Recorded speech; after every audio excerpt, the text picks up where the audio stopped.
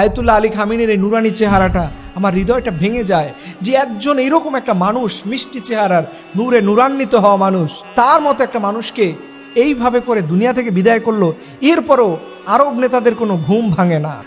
ইরানের এই বিপদের দুর্দিনে যখন মুসলিম বিশ্বের কোনো মুসলিম বিশ্ব নেতারা ইরানের পাশে দাঁড়ায়নি, ঠিক তখনই স্পেনের প্রধানমন্ত্রী, একজন খ্রিস্টান মানুষ, অন্য ধর্মের মানুষ হয়েও পেদ্রো সানচেজ ইরানের পক্ষে কথা বলেছেন। মানবিক দৃষ্টিকোণ থেকে তিনি ইরানের পাশে দাঁড়িয়েছেন। এবং আপনি দেখেন, আমি ভেবেছিলাম ইরানের সর্বোচ্চ ধর্মীয় নেতা, মুসলিম ইতিহাসের এক মহান নায়ক আয়াতুল্লাহ আলী খামেনিকে যখন শহীদ করা হয়েছে, এরপরে ভেবেছিলাম হয়তো আরব বিশ্বের সকল মুসলিম নেতারা ঐক্যবদ্ধ হবে, তারা বলবে এখন থেকে মুসলমানদের মধ্যে আর কোনো ভাগ নয়, আমাদের মুসলিম ইতিহাসের এই মহান নেতাকে শহীদ করা হয়েছে, আমরা অন্তত এই কারণে সবাই আজকে ঐক্যবদ্ধ হব।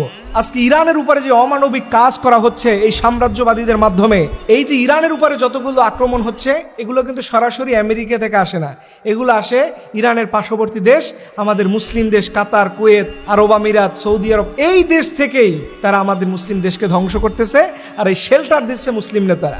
আমি আর নিজেকে বিশ্বাস করতে পারি না এই উম্মাহ আসলে কবে, কখন, কিভাবে তারা ঐক্যবদ্ধ হবে। আজকে যারা মনে করতেছেন কফিল হয়ে বসে আছেন, বড় বড় রাজপ্রসাদের প্রিন্স হয়ে বসে আছেন, আপনাদের মনে হয় ধরবে না। আজকে ইরান ক্ষতিগ্রস্ত হলে এর পরবর্তীতে টার্গেট হবেন আপনারা। আয়াতুল্লাহ আলী খামেনির এই নুরানি চেহারাটা আমার হৃদয়টা ভেঙে যায় যে একজন এরকম একটা মানুষ, মিষ্টি চেহারার, নূরে নূরান্বিত হওয়া মানুষ, তার মতো একটা মানুষকে এইভাবে করে দুনিয়া থেকে বিদায় করলো। এরপরও আরব নেতাদের কোনো ঘুম ভাঙে না। দেখেন, এখানে আল্লাহ পাকের একটা মিরাক্কেল আছে। মিরাক্কেলটা কি? যখন মুসলিমরা ইসলামের কোনো কাজে আসবে না, তখন ঠিকই আল্লাহ রাব্বুল আলামিন অমুসলিমদের মাধ্যমে আল্লাহ তাআলা দ্বীনের সহযোগিতা করবেন। এই যে পেদ্রো সানচেজ, আপনারা হয়তো স্পেনের নাম অনেকে শুনে নাই, কিন্তু রিয়াল মাদ্রিদ, বার্সেলোনা যে ফুটবল খেলা হয়, এই দেশটা হচ্ছে স্পেন। এই দেশের প্রধানমন্ত্রী, তিনি মুসলমানদের পক্ষে দাঁড়িয়েছেন। মানবিক দৃষ্টিকোণ হলেও তো আপনাদের সবার উচিত ছিল।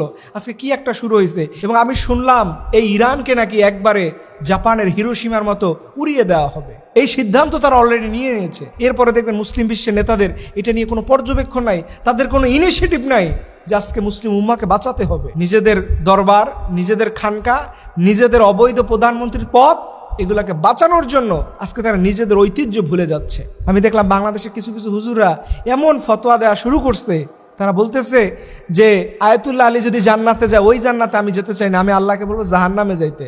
আরে বাবা, জাহান্নামকে আপনার মামু বাড়ির মোয়া নাকি? চাইবেন আর আপনাকে দিয়ে দিবে?